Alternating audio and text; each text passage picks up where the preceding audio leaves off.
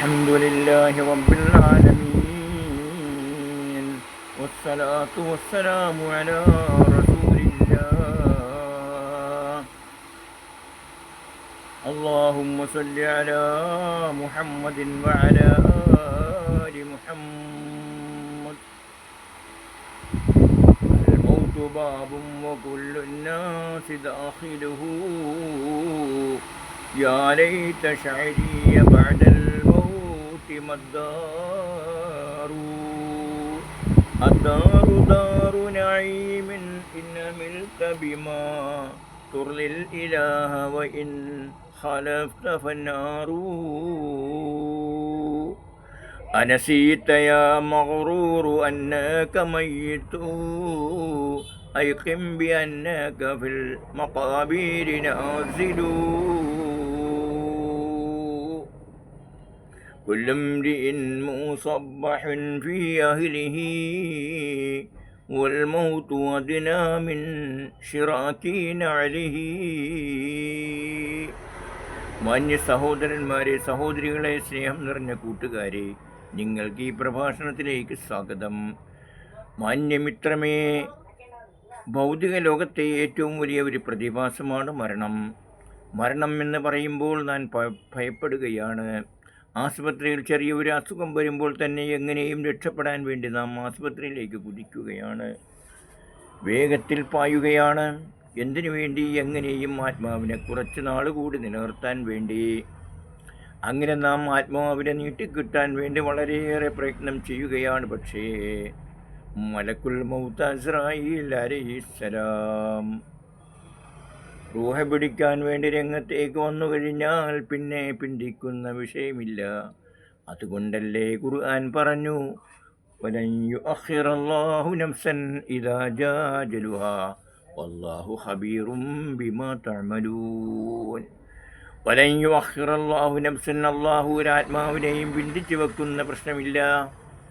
ഇദാ ജാ അജലുഹാ, അതിൻ്റെ അവധി എത്തിക്കഴിഞ്ഞാൽ. വല്ലാഹു ഖബീറും ബിമാ തഅമലൂൻ, നിങ്ങൾ പ്രവർത്തിക്കുന്നതിനെ സംബന്ധിച്ച് പരമകാരുണികനായ അല്ലാഹു അറിയുന്നവനാണ്, മനസ്സിലാക്കുന്നവനാണ് എന്ന് അല്ലാഹു തആല പറയുകയാണ്. അതുകൊണ്ട് മനുഷ്യനാകുന്ന നമുക്ക് മരണപ്പെട്ടേ പറ്റൂ. ജീവനുള്ള എല്ലാ ജീവജാലങ്ങളും ഈ ലോകത്ത് നിന്നൊരിക്കൽ പോയേ പറ്റൂ. എല്ലാ ജീവനില്ലാത്ത വസ്തുക്കളും ഇന്നല്ലെങ്കിൽ മറ്റൊരു വർഷങ്ങൾ കഴിയുമ്പോൾ അത് നശിച്ച് തീർന്നേ പറ്റൂ. എല്ലാത്തിനും ഒരു അന്ത്യമുണ്ട്, അവസാനമുണ്ട്, ഒരറ്റമുണ്ട്. എന്നാൽ ഒരിക്കലും അവസാനിക്കാത്തത് അല്ലാഹു മാത്രമാണ്, അനന്തമായ റബ്ബ് മാത്രമാണ്, അനശ്വരനായ നാഥൻ മാത്രമാണ്. ആ നാഥൻ എല്ലാവരെയും മരിപ്പിക്കാതിരിക്കുകയില്ല. മരണം ആസന്നമാകുമ്പോൾ നാം എത്ര തന്നെ വീണപേക്ഷിച്ചാലും രക്ഷയില്ല സഹോദരന്മാരെ.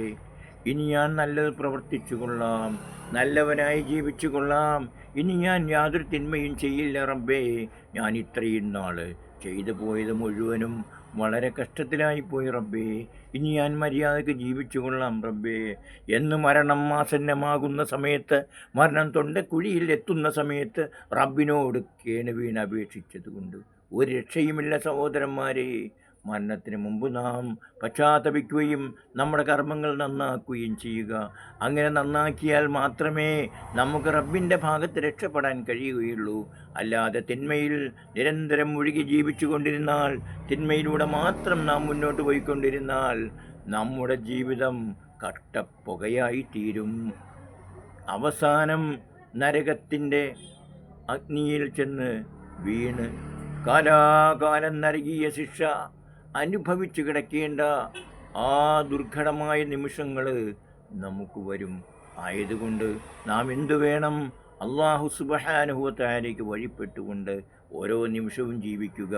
ഓരോ നിമിഷവും എൻ്റെ റബ്ബ്, എൻ്റെ നാഥൻ ഞാൻ ചെയ്യുന്ന പ്രവർത്തനങ്ങളെല്ലാം കാണുന്നുണ്ട് എന്നും, എനിക്ക് മരണം ആസന്നമായി കഴിഞ്ഞാൽ ഒരു നിമിഷം പോലും എന്നെ ഈ ദുനിയാവിൽ പിന്തിച്ചു വെക്കുകയില്ല എന്നും, മരണപ്പെട്ടു കഴിഞ്ഞാൽ എൻ്റെ ജഡം സംസ്കരിക്കുകയും എൻ്റെ ബന്ധുക്കളും ബന്ധുമിത്രാദികളും സ്വന്തം മക്കൾ പോലും എന്നെ കൈവിട്ടു പോവുകയും ചെയ്യും. എൻ്റെ സമ്പത്ത് മുഴുവനും മറ്റുള്ളവർക്ക് അവകാശമായി മാറുകയും ചെയ്യും. അതുകൊണ്ട് ഞാൻ എന്ത് വേണം റബ്ബേ, നിന്നെ അനുസരിച്ച് നിനക്ക് വഴിപ്പെട്ട് മര്യാദക്ക് ജീവിച്ചു കൊള്ളാമെന്ന് മരണം ആസന്നമാകുന്ന സമയത്ത് 1000 വട്ടം പറഞ്ഞാൽ പോലും പടച്ച തമ്പുരാൻ കേൾക്കുകയില്ല. അതുകൊണ്ട് സഹോദരന്മാരെ, നാം എന്ത് വേണം? പടച്ച തമ്പുരാന് വഴിപ്പെട്ട് ജീവിക്കാൻ നമുക്ക് സാധിക്കണം. മഹാനായ ഉമറുൽ ഫാറൂഖ് റളിയല്ലാഹു തആല അൻഹു പാടിയ ഒരു പദ്യമാണ് ഞാൻ നിങ്ങളുടെ മുന്നിൽ ആദ്യം പറഞ്ഞു വെച്ചത്.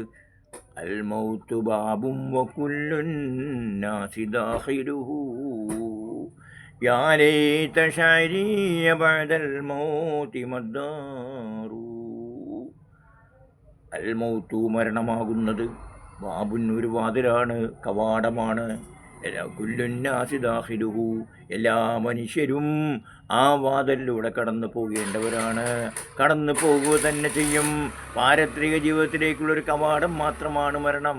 മരണത്തോടുകൂടി എല്ലാ രസങ്ങളും മുറിയും.